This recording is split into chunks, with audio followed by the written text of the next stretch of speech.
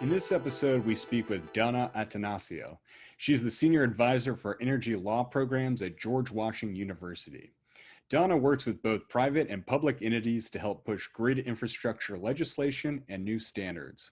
We discuss everything from jurisdictional issues of utilities and government to the impact and potential of microgrid technologies. Well, thank you. I'm delighted to be here. Yeah, I just want to share what really I think so interesting about your background is you've been able to work in quite a few different areas that are not just relevant to electric vehicles, but especially your work specifically with where all this energy is coming from to power, whether it's electric vehicles, clean transportation in the form of light transit. It all kind of comes from the grid. And obviously that is the grid and grid connection. So I'm really excited to be working and talking with you today about how all these kind of systems work together between the regulatory side of it and kind of breaking down what that kind of looks like and how you will see that as kind of the average person. Because a lot of people don't always understand the difference between those guidelines, and then really start getting into what you're passionate about, microgrids, and how that kind of goes across all these different entities, whether that is the federal, the local utilities, and more. So with that, I'll just let you give a quick overview of your background and what you're doing at George Washington. Sure. Well, I've been in this industry for, hate to say, about 40 years now, pretty close. I spent about 24 of those in private practice. I represented utilities, power marketers, people who are trying to disrupt the industry, people who are carrying it forward. I really wanted to see, I think we're at a point of transition. I really wanted to be able to go to GW and really think about what that transition looks like and how it should be shaped and changed. And no better way to do that than to be working with students who will be the people leading us there in the next generation. So maybe just to launch in, as you point out, this is a system. When I first came to GW, they said, oh, wouldn't you teach a course on renewables? I said, no, because renewables are part of the system. Electric vehicles are part of the system. We really need to look holistically at how it works. As you point out, we have both a federal side to this and a state side to this. Traditionally, utilities were regulated by states. And it wasn't until we began to find conflicts between states that the federal government stepped in and formed what is now the Federal Energy Regulatory Commission. So the Federal Energy Regulatory Commission has a very limited jurisdiction to some degree in the sense that they only regulate wholesale sales, that is when I'm selling power to someone else who will then resell it, or transmission, all in interstate commerce. Now that we have large markets that cover large areas, in fact, their jurisdiction is fairly broad, but it's really states that are at the heart of this. And so when we start thinking about some of these transitions that we're having these days, such as electric vehicles, so much of it is in the hands of state regulators. And so I really think it's important that we do think a lot about what is happening at the different states, and we have different jurisdictions. Every state is different. Even within states, municipalities may have their own separate ability to operate without regulatory oversight from the state. So it's a very complex system with a lot of different players who are regulating it, who are participating in it, and of course the consumers, the most important people, the ones who are using it and paying it. We're the reasons that the whole system exists. And that I think is a great way to kind of sum it all together. And of course, between all of that, then we kind of get to talk about the utilities and how while they have to follow certain states, they also may be in multiple states. And that starts kind of getting into all sorts of fun, maybe fun's a strong word, but interesting challenges that you have across when trying to figure out these different agendas and regulatory goals for what's trying to go on. I'm not sure if the dogs in the background are coming through or not, but yeah. Okay, no worries. Well, that's the perks of getting to watch your friend's dogs today. But anyway, focusing on why we're talking today, can you also kind of share with not only we have those different parts of the system, there's also, I think sometimes what people can be a little confused by, especially when you start looking at the residential side for like solar, for example, or even when they need to build an EV charger, there's the concept of like retail, resale, and wholesale power. Can you give also kind of a brief overview of how those differentiate? So that's a really interesting area because it really is all about definitions. Wholesale, as I mentioned, is a sale for resale. So, for example, if I am selling power to the utility who will sell it to someone else, at some level, that could be deemed a wholesale sale. But we also do have this difference in jurisdiction, which isn't strictly just retail and wholesale. Retail, of course, when I purchase power for my own use, that's going to be a retail purchase, or if I were the utility and selling it to someone for their own use, that would be a retail sale. But so, for example, when we have solar that's being generated off my rooftop and being provided to my utility, is that an interstate commerce? It's on the distribution system. It's clearly local. It's not going anywhere. It's staying in the system. And so we begin as we have moved towards this period of time in which we have so many people that are participating at the distribution level in the bigger grid, the commerce of electricity. These lines are beginning to get a little bit sticky and a little bit hazy. Now, to date, the generation of solar at small scale off of my rooftop, for example, is not considered a wholesale sale that's under FERC's jurisdiction. It's looked upon really as a retail adjustment to my bill, and one that is within the state purview.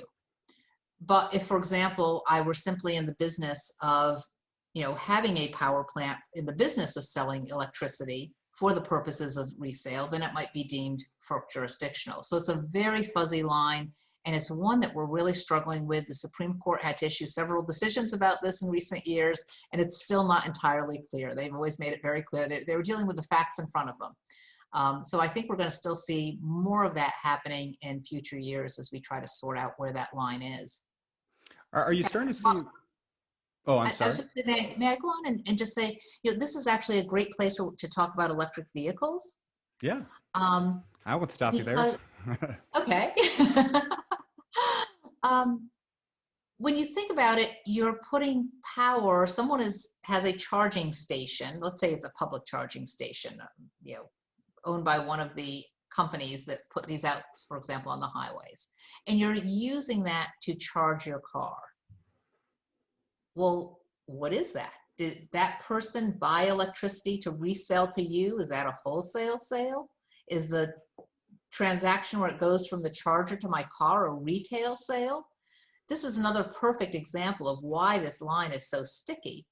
And in fact, what a number of states have done, Kentucky, Iowa, California, I think others are getting on the bandwagon too, is they're redefining it. They're saying that that's a service. It's not something that makes the seller a utility.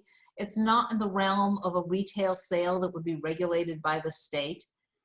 And that really begins getting us into the theory of why do we regulate? We're there to protect the consumer. Well, I can't move my house, but I can move my car. I can go down the street and find somebody else to sell me electricity. So we're still, again, trying to sort out that line.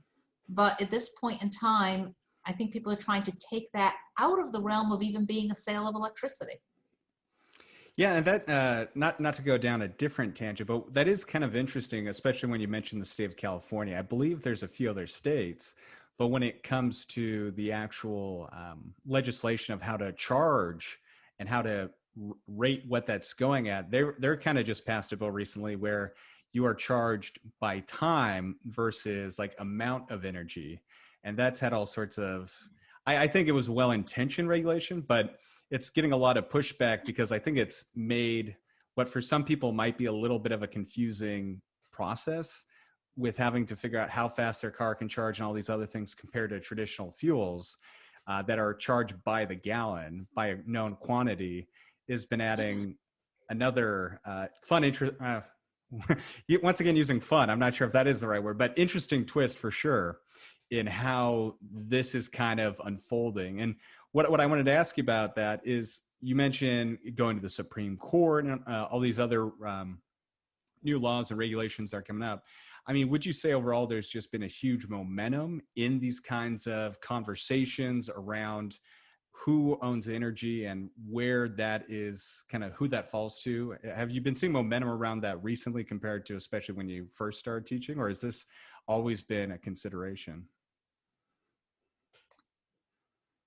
I'd say that in the time that I've been practicing and then teaching, I'd say we had a huge transition in the 80s, 90s, where generators began competing with utilities, and we began seeing the wholesale markets opening up to competition.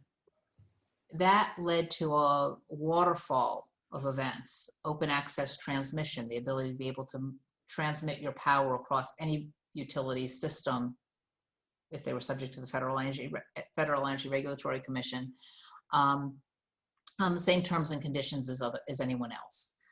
It led to the idea of retail competition. In many states, you can choose. I can here in Washington, D.C., I can choose who I have as my supplier of electricity. It still gets delivered by my local utility company, but the person who's supplying it to me is my choice.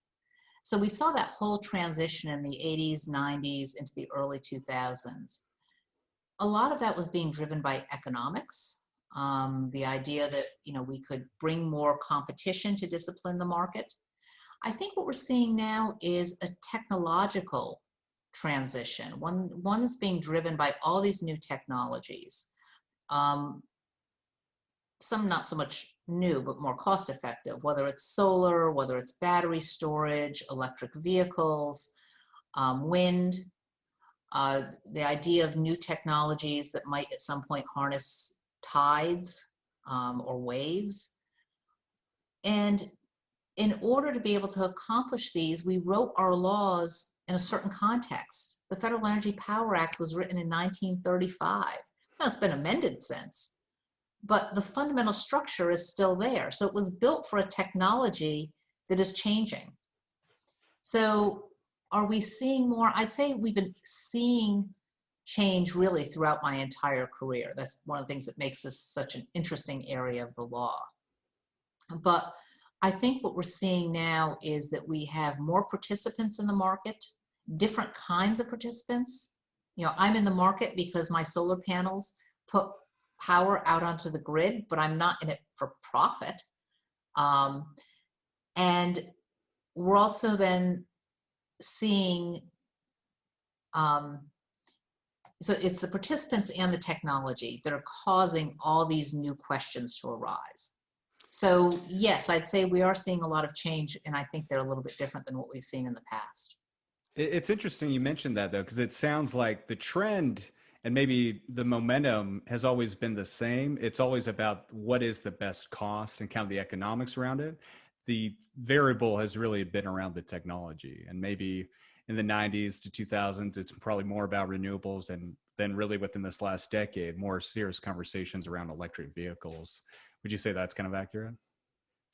Yeah, I mean, I think it's changing. This is one of the new Right. things. You're on one of the cutting edges. Oh, actually, and I say that it is now cost effective. Actually, I can find you ads back in the 1912, 1920s for electric vehicles. Right. It was a thing. It was a thing. I think it's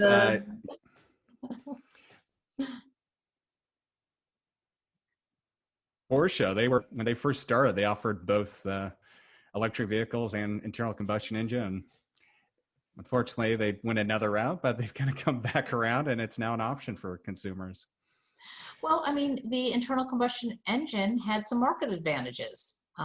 It was, you could fill it up easily. It was cost effective.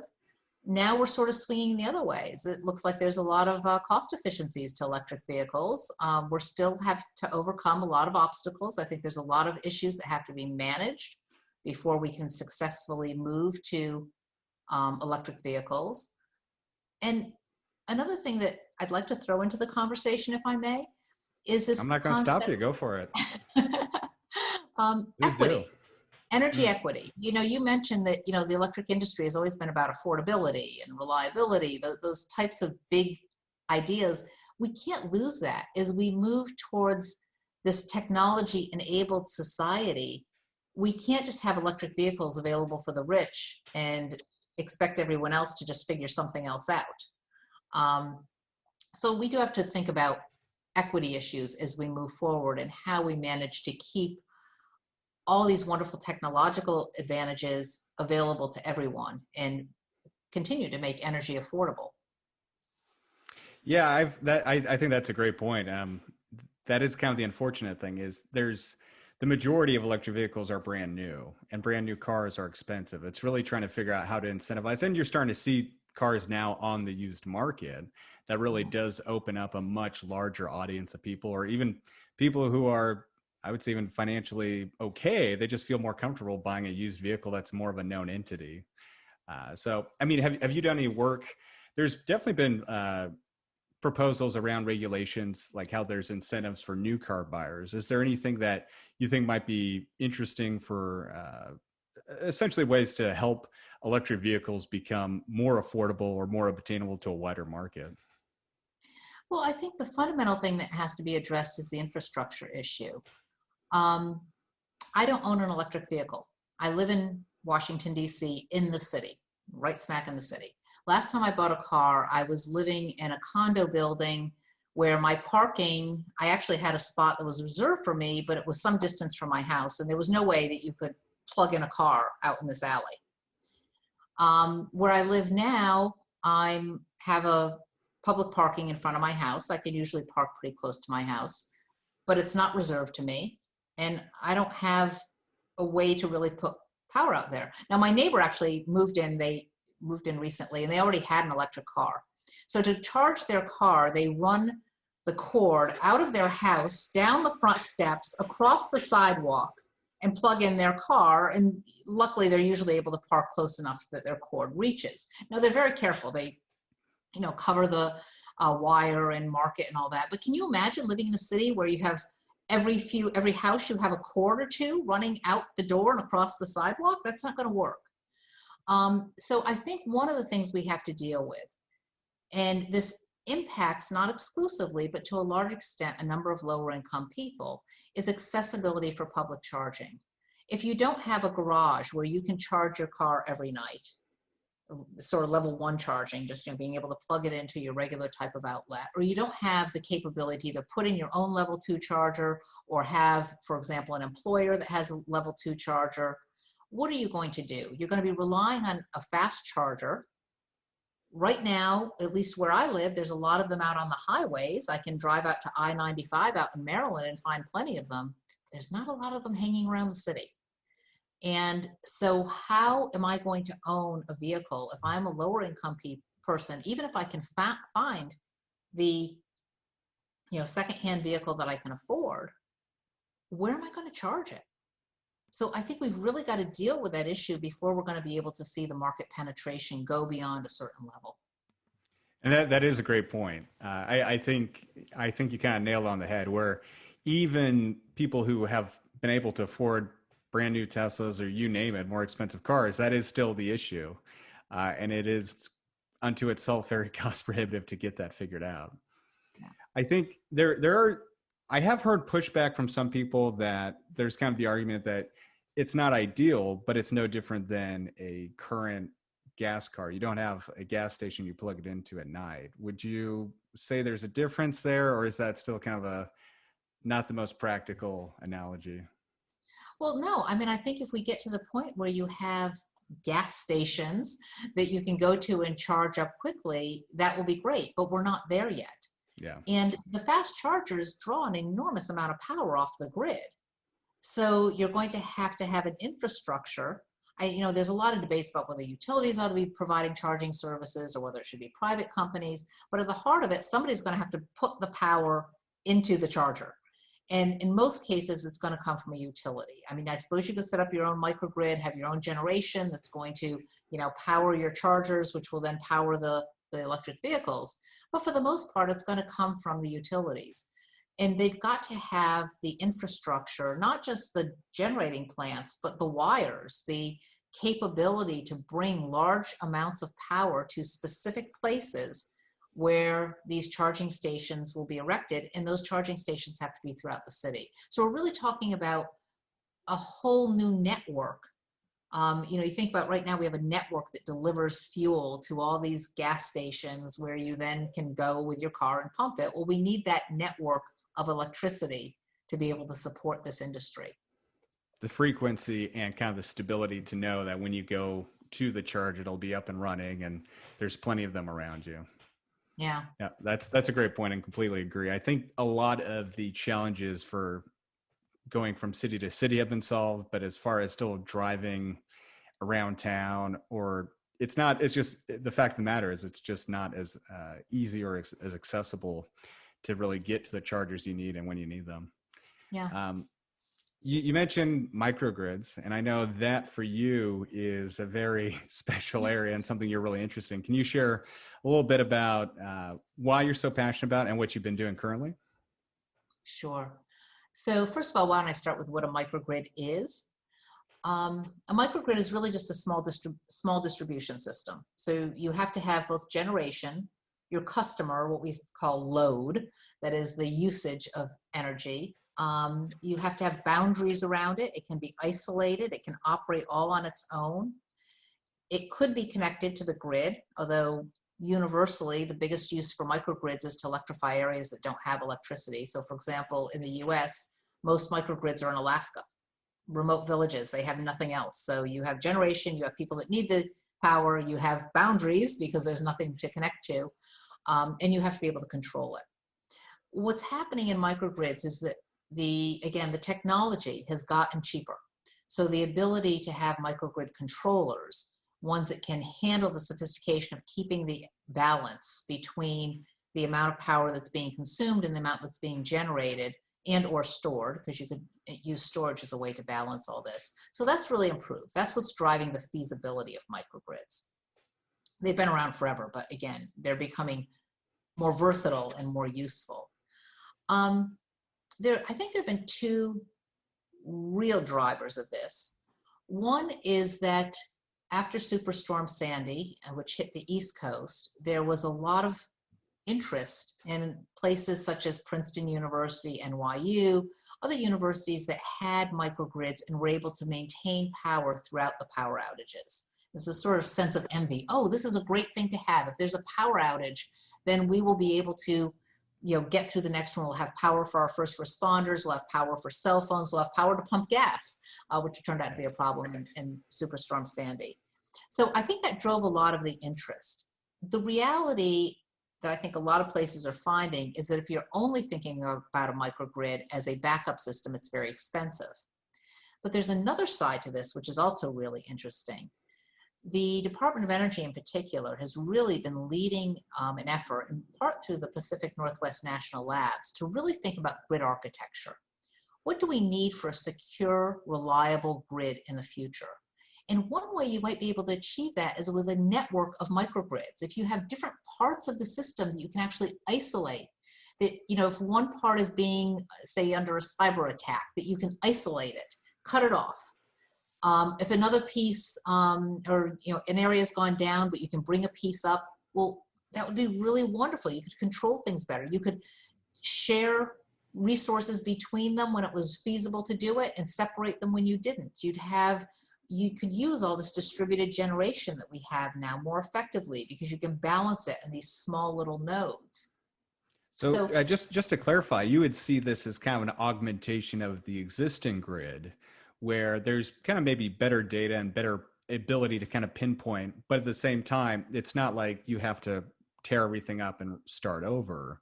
It's kind of augmenting and finding the areas that are the most crucial to improve and going from there. Okay, great. Yeah, we can see that happening. I mean, there's already several utilities that have sort of done this to portions of their grid, or at this point, they're mostly pilot projects, but I think we're seeing more of the ability to do that. So I think that's where its real future is when we find those day-to-day uses and we find that it can be useful on a day-to-day basis, then we can create it, and then we also get the benefit of being able to isolate certain areas during storms, for example. Yeah, I mean, that's huge. I think, being here on the West Coast, we've been impacted very heavily recently with the forest fires and just all of that, and being able to kind of mitigate some of those issues. And I think it's only going to get worse with kind of the rolling blackout procedures that a lot of these utilities are proposing. So I think that'd be huge. Yeah, there's actually, there's a tribal entity in I think in Humboldt County in California, Blue Lake Ranch area, which put together a microgrid because they're essentially at the end of the line. They're impacted by forest fires. If power gets cut to their line, they have nothing. So with the help of several other entities, they've put together a microgrid, and they're now the regional emergency center. So at times when power is cut off to them, they're actually able to support the region. People can come, get health care, have places to stay warm, charge phones, whatever is needed. So I think they're a great example of exactly what you're saying, where this can provide some resiliency and some flexibility that a central system can't. Gotcha. And with this kind of resiliency, do you see this being, I mean, that's where you start kind of getting into some interesting, I don't know, they're kind of challenging, because so if you're able to turn off part of the grid, how do you make sure that this microgrid or this kind of energy island now has the resources to have, whether that's backup through batteries or a local renewable plant? How do you see that kind of being figured into where certain microgrids make the most sense, and really how to make the grid as dynamic as possible? Well, I think that's really where we're struggling right now, is to try to figure out what these look like. Are they privately owned? I think, for many years, private entities have had these for their own property. One customer, all behind their meter, and that's kind of easy to understand what it is and how to basically not regulate it. It's just, I, the university or whomever, has decided to create my own microgrid, and so it's really just a question of interconnecting with the utility and then perhaps arranging to maybe sell some excess power or buy backup power. And in those cases, that entity itself will be responsible for determining how much generation it wants. In the event it is islanded, what are going to be the critical loads that it will serve first if it can't serve everything, or should it install more generation so it can serve everything? Those would be private decisions. As we see utilities doing this, then there's the question of, well, what is the generation that's going to be part of that microgrid? So for example, there's a project out in Illinois, the Bronzeville project. It is a utility project, Commonwealth Edison, and they're contracting with people that have generation or will bring generation into the system to serve a microgrid that they're developing. It's actually going to be situated right next to the Illinois Institute of Technology, which already has a microgrid. And one of the reasons for this project is to start studying how microgrids work together. And this is still a very new area. There's a lot of stuff we don't know. Going down the road, your question about, who will get served, what if there's not enough generation? We still really need to work those things out. And totally understands. I think that's an interesting area, because right now there's a lot of talk about batteries. And I think one of the other kind of big conversations lately, especially how it involves batteries and vehicles, is the whole vehicle to grid side of this stuff.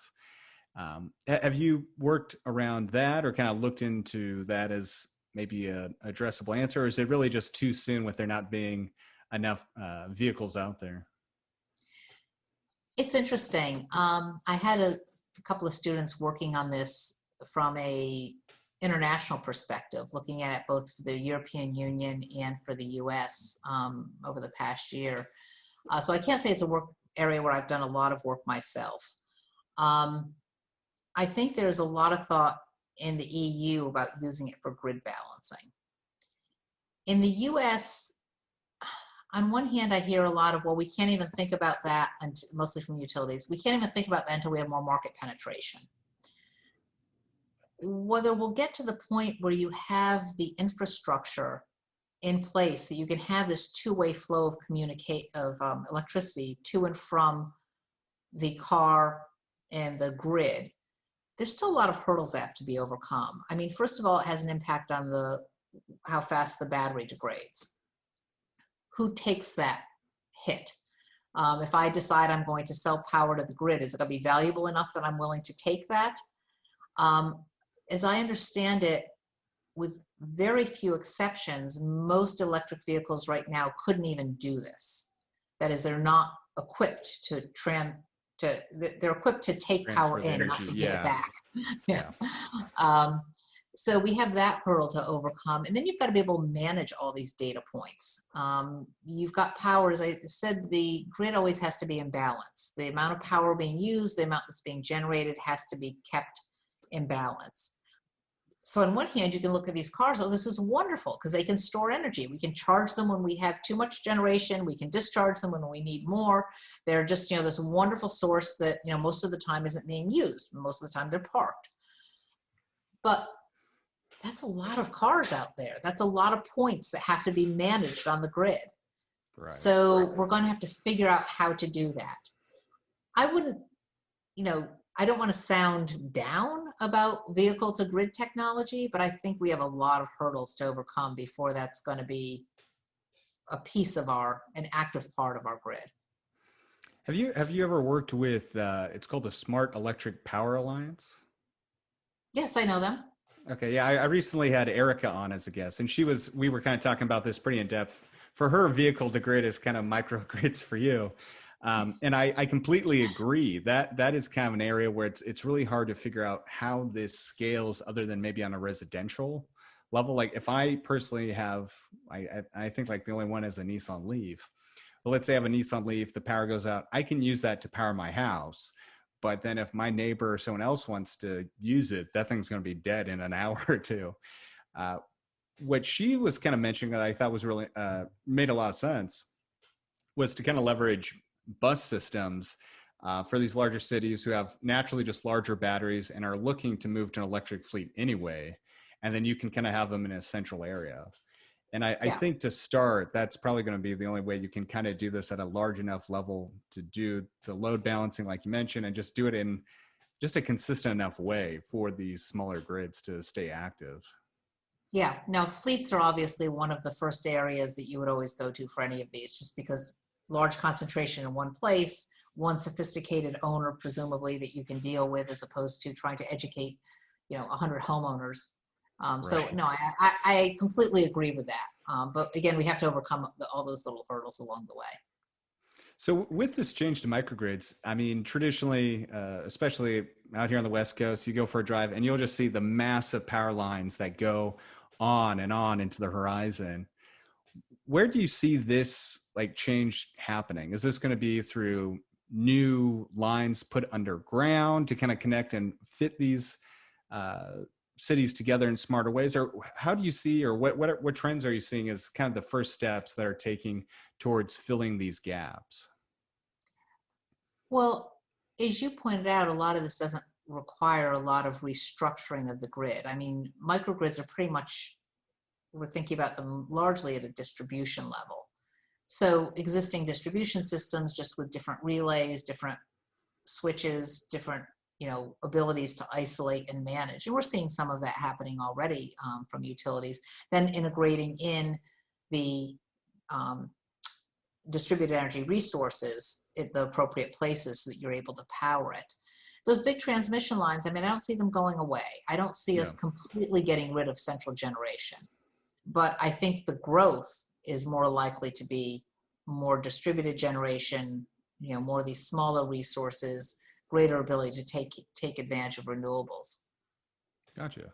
And then do you see, I mean, you mentioned there's a few pilots. Is this all mostly in kind of urban areas, or are you seeing, you mentioned occasionally there's kind of like the island example. I'm just curious for like more rural living Americans, is that still a bit too early to kind of find those gaps, or are there any initiatives trying to figure out ways to kind of help people who might be more distributed? I mean, all the examples I can think of are either campus type things, military bases, campuses, industrial sites, or urban areas, or remote villages where, you have some group that is otherwise isolated from everything else. Right. Whether you would take, half of Kansas and turn it into a microgrid. And I completely understand. I kind of figured that'd be the case. I'm just curious because in some of the conversations we have around electric vehicles on the podcast and just similar topics, that has been a question that comes up, is like, it does seem like a lot of these more rural Americans and other people will just unfortunately be a little bit of the later to adopt just because of the ability to have it make sense for them. Whether that's, once again, comes to the infrastructure of charging locations, to vehicles that need to have larger ranges so they can go to cities and do these trips that they need to do in a day. I was just curious if that was something that's been looked at, and given what the focus is, it totally makes sense. And it makes sense to focus more, like Costa Rica, I know is, or not Costa Rica, Puerto Rico is been kind of a pretty big ground for a lot of these tests, correct? Yeah, I think they've at least one set of plans for them, had them dividing up into basically 8 microgrids that would then work together. But you have a lot of very rugged areas there, and it is an island, truly. So the whole system itself is islanded. But I think that they're, again, how you define a microgrid, where its boundaries are, would matter. But yeah, I could see microgrids working in certain areas. I wouldn't just write off the rural areas, though. I mean, I think that first of all, we have rural electric co-ops, which we didn't even get into those before. But that's a whole other set of electric utilities. And they're very creative. They've been doing a lot of things with load management for decades before anybody else was. They've been out there with community solar projects. So they're customer owned, they're customer driven. So I don't think you could just sort of paint all of the rural areas the same, in the sense that we very well may see microgrids cropping up in areas where they make sense. If you have a concentration, maybe it's just a farm. Maybe it's one farm is its own microgrid. Maybe it's a small village. Maybe it is a community. I think it'll matter just kind of where the configuration is, what the needs are of the community, what the threats are to the community, and then how the whole economics play out. Gotcha. No, I think that makes sense. It isn't a thing that's stopping it. It just is different variables to think of, and there's essentially nothing technologically preventing it. No, and I think that's the thing about microgrids. It's hard to define. Sort of the tagline, things that people say, if you've seen one microgrid, you've seen one microgrid, because every one is a little bit different. Particularly when you're building on a legacy system, what already exists there, what wires already exist, what generation already exists, what are the community's needs? And that may be a completely different equation than the next one down the road. I mean, you've mentioned a few so far, but can you share what some of the leading charges are for microgrids? Like what's kind of making this push more popular than ever? You mentioned obviously a big part is stability around kind of climate events. Are there any other kind of things that you're seeing that's leading this charge that might be a little counterintuitive, or just most people might not be aware of? Well, certainly for larger users, again, we're talking about, for example, an industrial base or a military base is a perfect example. They need high levels of reliability. Because you're controlling your own sources, you might be getting higher power quality, which can matter a lot if you have highly sensitive electronic equipment. You think about what the loss is if you lose power. For a university, that might be the loss of experiments that they've spent years working on. And so you need to protect that. You think about maybe a large financial institution who might lose the ability, lose data, lose ability to trade financially in a certain period of time. There could be big costs that they're trying to preserve. There's also the ability to control your electric bill. A lot of larger commercial or industrial customers are charged based on their demand. That is the amount of power they use at any point in time. And sometimes that's even ratcheted, so that if you hit a certain demand level in 1 month, you still keep paying that for the next 12 months, even if you don't hit that level again. As homeowners, we think about how much electricity we use, which can still be important, but that demand charge can be very significant. So not just how much you use, but when do you use it? You use a whole bunch of it all at once. Right. With a kind of time of microgrid, use for residential. Well, yes, you can do it time of use, but even there, we often don't bill based on the instantaneous use. We bill on the amount of power consumed over a period of time. Yeah. But that instantaneous use, when you turn on everything in your house all at once, you pull a certain amount of power from the grid. And the grid has to be able to sustain to be able to meet that. So one of the uses of microgrids is to be able to help control those costs. If you can balance and manipulate your load, be able to shave your peak, your demand, your peak demand, you can actually save a substantial amount on your bill. And so one of the things that people cite as a reason for doing this is being able to control their costs, their electric bills. And there's also, I think, just a sort of sense of wanting to be in control, wanting to be self-reliant. And I think that has a certain appeal to some folks too. And with these, are you seeing this kind of being, I mean, it sounds like you're seeing all sorts of different pilots going on. Is it pretty common that these are around renewables and batteries, or is it can be a diesel generator? Is it kind of a one-to-one, or are you seeing renewables be a big part of this conversation? I'm seeing a lot of people wanting renewables to be a big part of this conversation. The reality is, I think a lot of them are still diesel driven. In fact, some of the initial pilots proposals were for diesel, and I think there's been a lot of concern. So yeah, we like to think it's part of the big transition to renewables, but certainly in cases where they've been put into place for reliability reasons, first of all, battery storage isn't going to last you 2 weeks. It's going to get you through a few hours. So if you're talking about a microgrid and you got to keep recharging those batteries, well, if you're in the middle of a storm, that might not be the time your solar facilities are doing their best.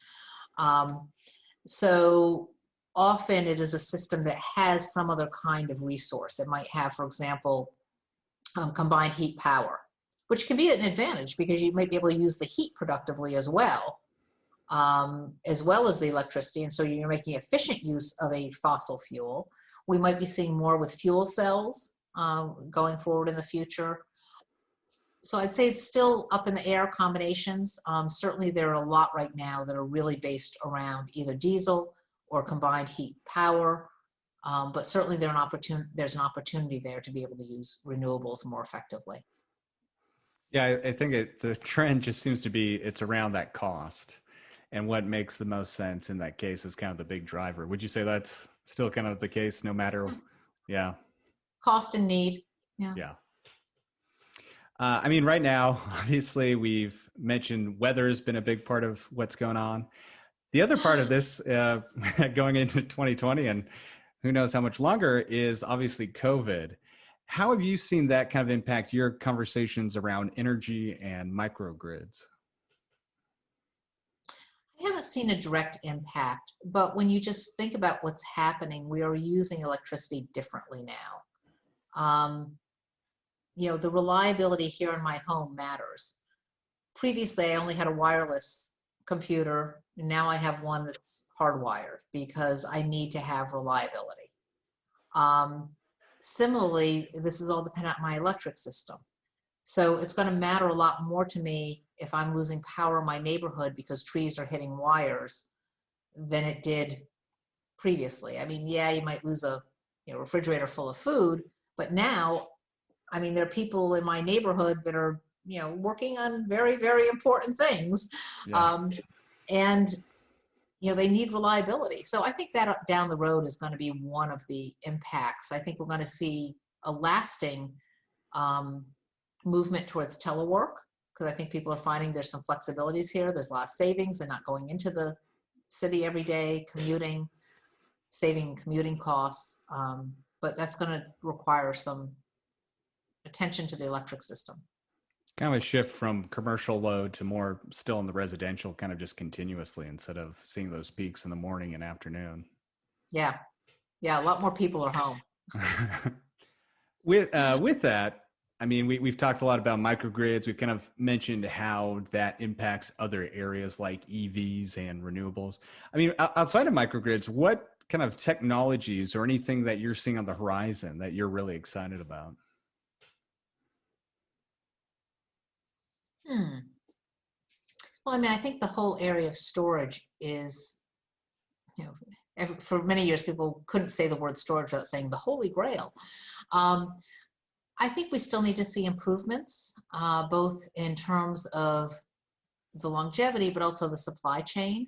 There's certainly been concerns about, what are we doing with all these car batteries when they're used up? Secondary uses maybe, but at some point, you know, you end up with a lot of batteries that need to be recycled. I know that we do have, oh, I've forgotten which division of the government is doing this, but I know there's a big recycling effort, or thinking about recycling, researching recycling underway, because that's going to be one of the things out on our horizon. Otherwise, in terms of technology, I think I'm really looking forward to us finding additional generation sources, whether it's geothermal, more efficient wind, ways to capture tidal power. I think we're going to need more of these resources going forward. So to me, I can't really point to something I say I'm excited about this, but to me, those are the areas that I'm excited to see developments in. Kind of a combination of momentum around all these different technologies for what they can unlock in general. Yeah. Yeah, I mean, we need new sources. Yeah. You know, climate change, I think, is the perfect example of why we need to change what we are doing. We have wildfires burning across the West that are in part being caused by, you know, longer droughts, higher temperatures, strong winds, these storms that we're seeing. It's really troubling. And kind of going off of how to tackle that issue and some of the challenges, I mean, given what you're exposed to and what you're working on and what you see, what are some like the innovative ways that industry or you think government can help accelerate the rollout of microgrids or renewables? Well, right now, one of the things I've been thinking about actually for several years is how we can facilitate changes in regulatory law that will facilitate microgrids. I mean, you think about it, government really kind of acts in two ways usually.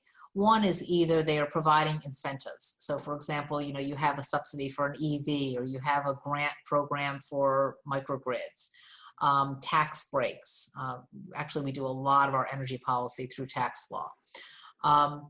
So you have that sort of financial side of it, and then you have the regulatory side. How do you define what a utility is? As we talked about earlier, does somebody who has a charging station, do they have to be regulated like a utility? Well, if you change the rules to make it clear, no, they don't, then it is much easier for charging stations to be put in places where people need them. Similarly, with respect to microgrids, I think we have to think about how much do we need to protect consumers versus where can we loosen up the rules so that more people can bring capital into this industry and create and innovate and provide services that people want. So I think government has a role in both of those, and industry as usual will keep pushing.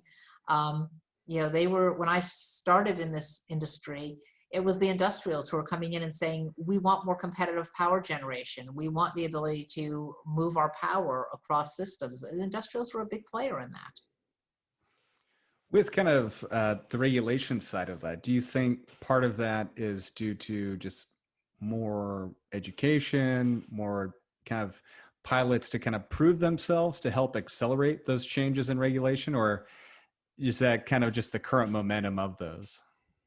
There are several states that are already working on changing their regulations. It depends. And this is one of the areas, the course I'm teaching actually right now, I have students looking at different states.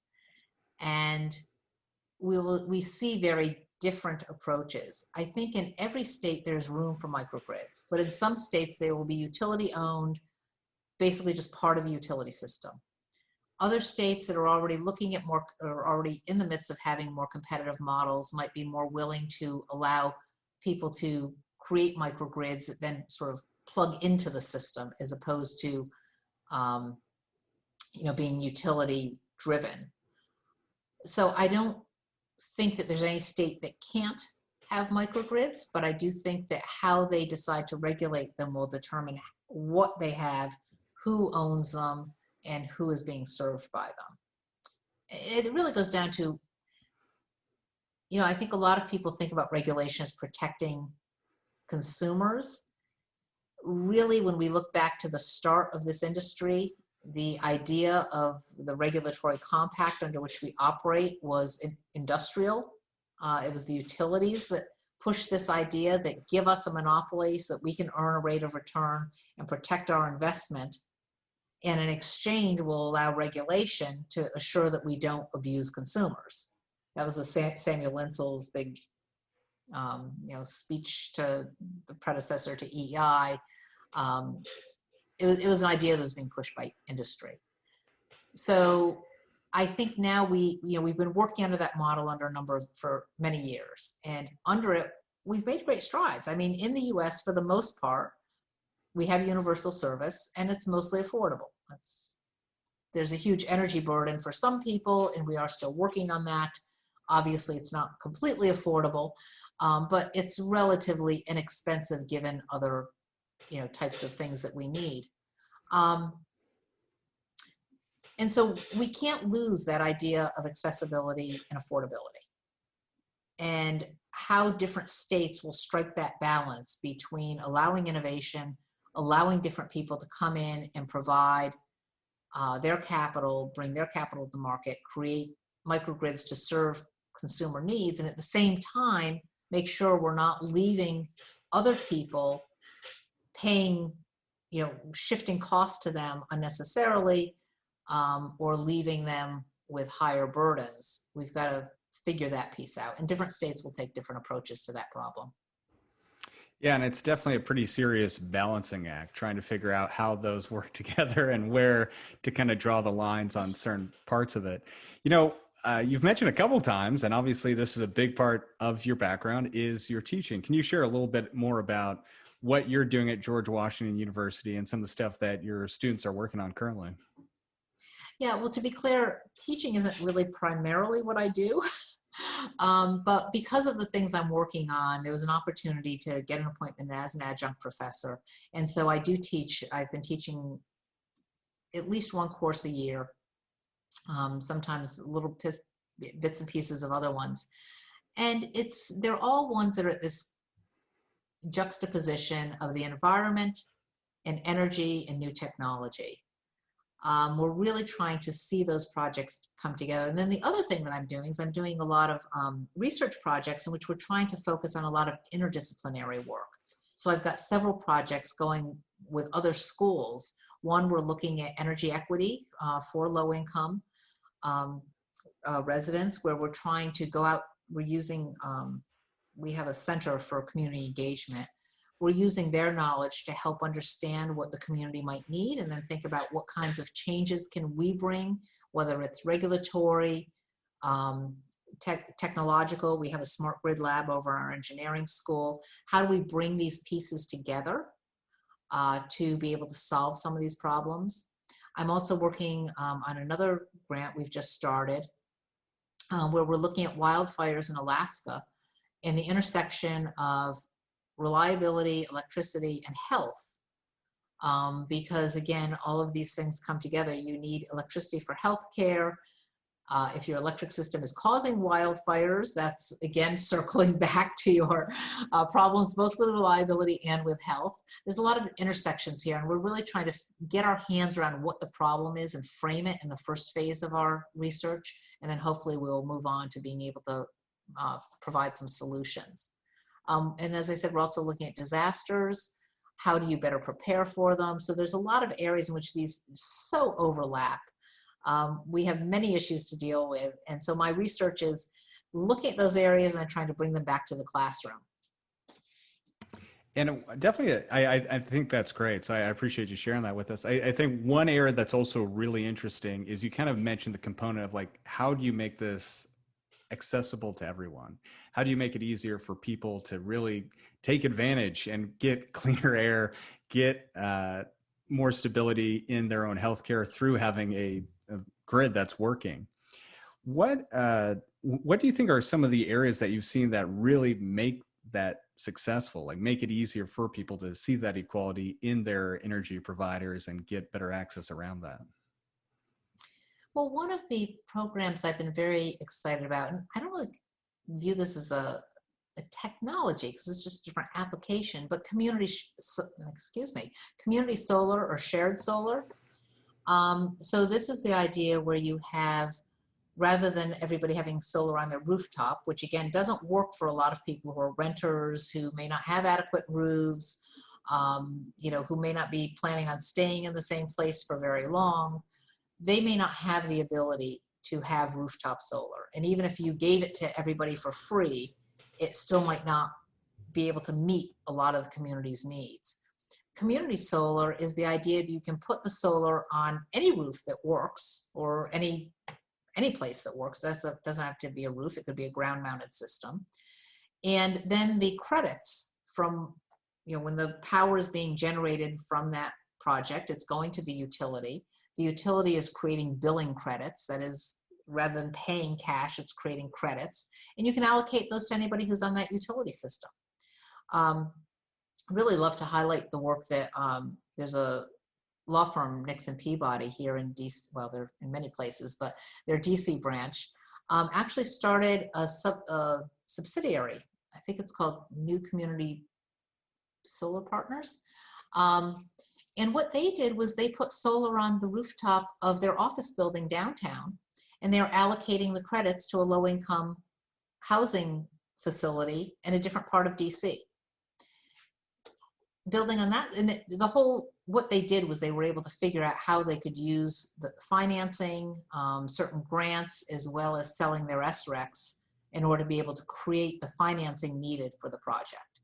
Using that financial model, they've now gone forth and they have created a solar project with a microgrid for another low-income community in DC, where the microgrid is able to power a community room. So in the event of an outage, not every apartment's going to have power, but between the solar panels and the battery backup system, there is this community room where residents will be able to come, charge their cell phones, keep their medications refrigerated, stay warm, stay cool, depending on, well, I don't think they can actually run air conditioning off of it, but get some basic services. So, I think that's a great example of being able to take this sort of combination of technology, law, finance, wrapping it all together and figuring out how do we reach out and make this accessible to people.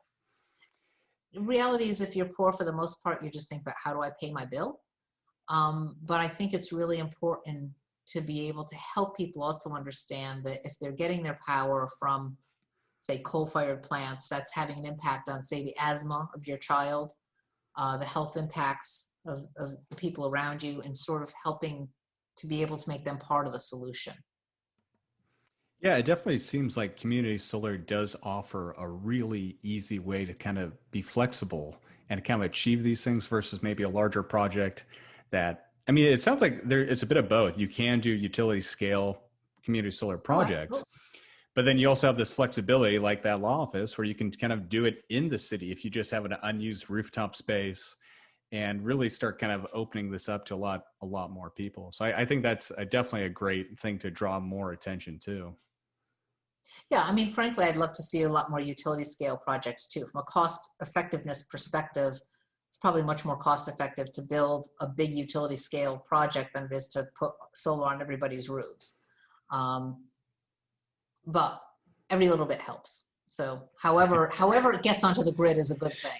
Exactly. And yeah, and like I said, I think that is what's so cool about it, is it lends itself well to both options. And I think the more people realize that it is and start asking utilities to really start kind of demanding it of them and getting it out there, the more you'll start seeing this, because it is fairly easy permitting wise. You don't have to worry about that large of upkeep because there's no moving parts. It's really just, you get the right people that are interested in doing it and a contractor, and you can get things going pretty quickly.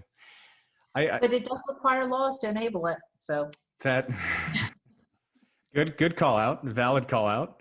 And with that, I think I just want to say thank you so much for joining us today, Donna. This has been super fascinating around microgrids and kind of how all these different entities kind of work for the system, and leveraging technology to really find these opportunities to really streamline and make it better for everyone. Well, thank you, Chase. This has really been delightful and fun to learn more about what you're doing. Well, thank you. Looking forward to talking soon. Thanks for joining us. Be sure to visit our website, connectingthegrid.com. There you can listen to our podcasts, contact us about sponsorship, or even be a guest on Grid Connections. While you're at it, if you found value in this show, we'd appreciate a positive rating on your favorite podcast or video streaming service. Or if you'd simply tell a friend about this show, that would help us out a lot too. Thank you again, and I look forward to us learning more together soon.